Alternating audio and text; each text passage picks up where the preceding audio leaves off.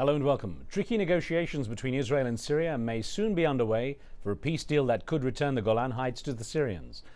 Turkey is playing broker between the two enemies in what seems to be the most public move yet for a resolution. There are still concerns that the current progress could falter over tough conditions set by both sides. Israel has insisted that Syria end support for Hezbollah and Hamas and keep a greater distance from Iran. Syria wants to ensure a complete withdrawal from the Golan Heights. Turkey has acknowledged there's still a wide gap between the two and that strong political determination would be needed from both sides. Prime Minister Ehud Olmert faces strong opposition from hardliners in the Israeli government, while Syria's President Bashar al-Assad has insisted that all discussions would be transparent to his people, whose opinion would be heard, saying he would not have secret talks with Israel. Now, of course, we welcome your thoughts on this issue as well.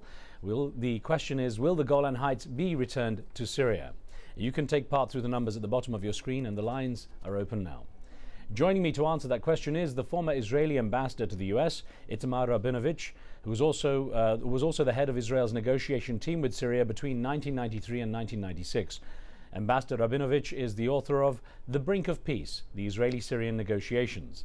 We also have renowned writer and experienced Middle East analyst Patrick Seal. He is the author of Assad, The Struggle for the Middle East. And Dr. Seal joins us from Paris. Here in Washington, D.C., I'm joined by Murhaf Jouajati, professor at the Nessa Center at the National Defense University. Gentlemen, welcome to the show. Ambassador Rabinovich, if I could start with you, sir, and ask, are hopes being artificially raised, or is there a real opportunity for progress between Syria and Israel here? I think there is a real opportunity, and I welcome it, but I do not want to minimize the difficulties that confront this negotiation. You have mentioned quite a few of them. I'd like to dwell briefly on one that you mentioned and on one that you have not mentioned. The Syrians' insistence on open negotiations only without secret talks is not useful. We know from experience that all Arab-Israeli agreements that have been reached in the past 20-odd years have had a public part to them and a secret part to them. You cannot resolve the conflict between Syria and Israel without the two parties being able to negotiate in private, without the scrutiny of the media, if you don't mind, and of the public opinions of the two countries and others. So that is a real difficulty. The difficulty that you have not mentioned is the position of the Bush administration. There is a negative, bad relationship between the Bush administration and the Assad regime in Syria. This negotiation, at the end of the day, must be a trilateral negotiation. Syria is not interested in just making peace with Israel. It also wants a new relationship with the United States.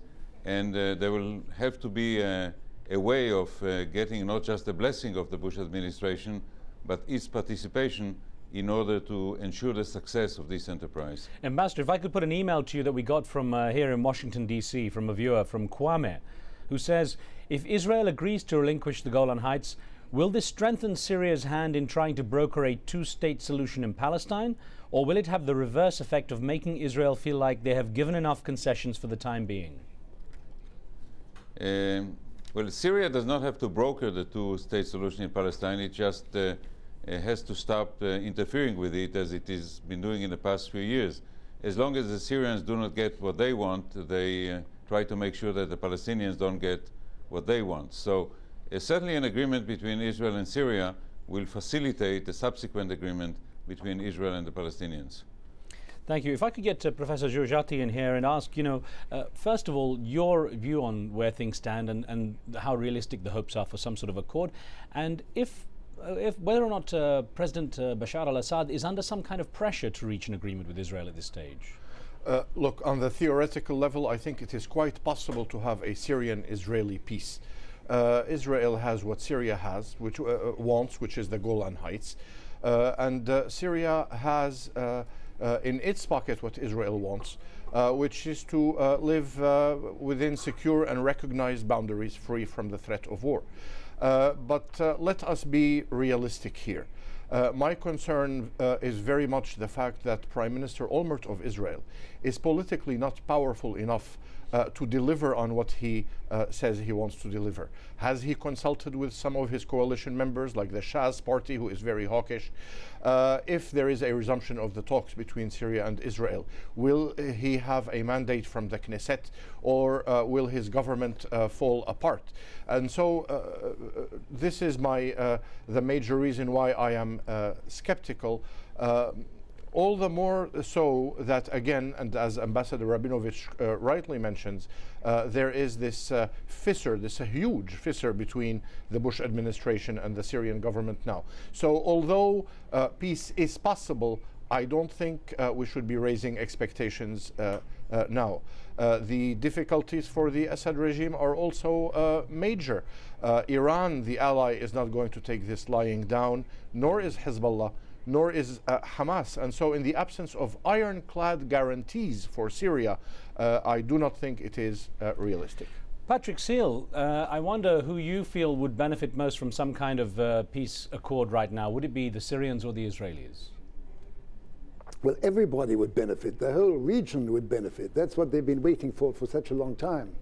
It's worth remembering that the very foundation stone of the peace process is the formula of land for peace.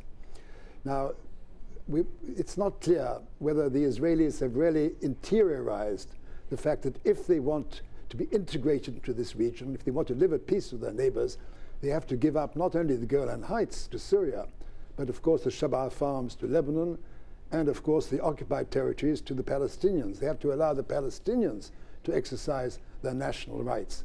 Now they have to go for a comprehensive peace, not yet another separate peace. And this is the crucial question.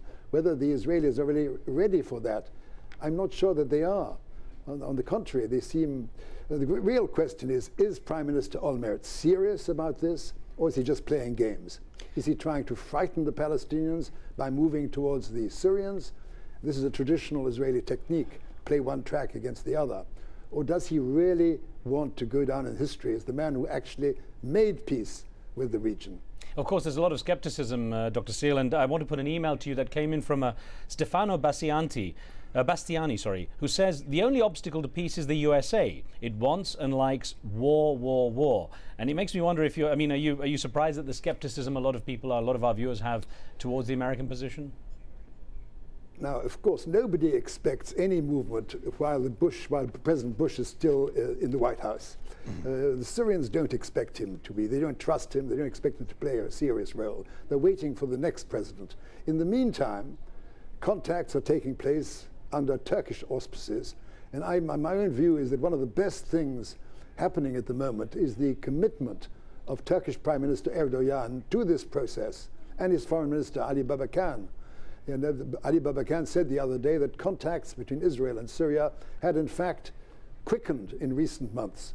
So this is a promising development. I think these contacts will continue until the American elections, in the hope that somebody like Barack Obama will come to the White House next January. Ambassador Rabinovich, if I could ask you about your view on Turkey's involvement here. I mean, how Turkey got into the middle of all this in the first place, and what kind of honest broker role it can play. This is a very welcome development. Turkey for many years saw itself as an essentially European country, dissociated itself from the Middle East. And in recent years, partly because it's been rebuffed by Europe, partly because of the Islamist influence, it has come to play a more prominent role in the Middle East. It has a good relationship with Israel. It now has a good relationship with Syria, which it has not always had. And it is very welcome as an honest broker. But despite everything that has been said about the American role and the reservations that the US had, we do need the United States, without whom no Arab-Israeli agreement has been reached, implemented, and consolidated. And so I don't want to minimize the difficulties, but and neither to take away from the Turkish role, but it would be very important to get the United States to support this, which of course raises the Lebanese issue. Syria wants the Golan Heights back. It also wants paramount influence in Lebanon. This is not in line with the American view of Lebanon as a country that should be independent, support the senior government, and that is another obstacle that faces this negotiation. Ambassador, if I could ask you to respond to something that Professor Georgiati brought up, which is the issue of how much power Prime Minister Ehud Olmert actually has among the Israeli people and the Israeli political system to enact anything, to fulfill his ambitions. He's already met resistance from the Deputy Prime Minister Shaul Mofaz, who, while in DC, already said that giving the Golan Heights back to Syria would open the door for Iran to come there. That is a valid point, and this domestic opposition is indeed quite powerful. And the element that is important here is public diplomacy. Anwar Sadat instinctively understood that if he wanted Menachem Begin to sign with him and to be able to deliver, he needed to help him campaign with Israeli public opinion. The negotiation that I personally conducted with the Syrians and subsequent negotiations suffered from the fact that the Assad regime, under the father and under the son, has not been forthcoming in that respect. And if we see more public diplomacy, and if we see early and significant signs on the part of Syria that there is a will to reconcile, to go beyond giving Israel a secure existence, as Professor Georgiati said, but to really accept Israel as a legitimate part of the region, then statesmen like Prime Minister Olmert and other Israeli policymakers will have an easier time carrying the country with them. But I wonder, Professor Georgiati, whether or not Hamas, Hezbollah, and perhaps even Iran will allow Syria the liberty of cutting ties and keeping distance with them. This is not a dependency. Syria is not a puppet of Iran or Hezbollah or Hamas. Syria has its own interests, and it will do those things to advance its own interests. Having said that, you're right. There is this solid alliance between Syria and Iran and Hezbollah and Hamas. And again, in the absence of ironclad guarantees of what Syria is going to get out of this, then I think it is a pipe dream. It is an exercise in futility to tell Syria what to do to let go of its alliance without these ironclad guarantees. Well, we're going to take a very short break here. When we come back, was Syria developing a nuclear capability? Israel and the United States believe so, though Damascus denies the claims. Stay with us.